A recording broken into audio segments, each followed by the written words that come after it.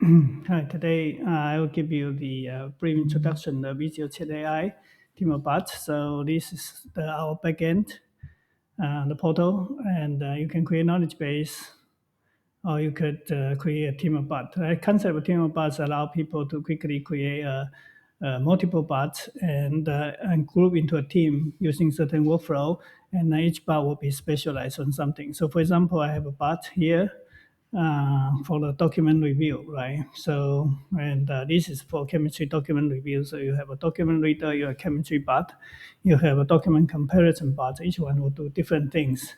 And by combining using the prompt to define each of the bot characters, you can control the behavior of each one of them, and also have knowledge base, even have private models for this particular bot. And the bot could be even the software, could be even the automation like NAN or Zapier.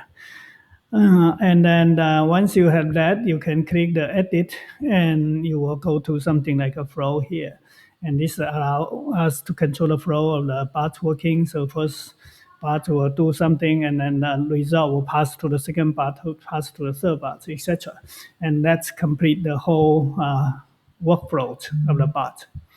Okay, and then thank you for your attention.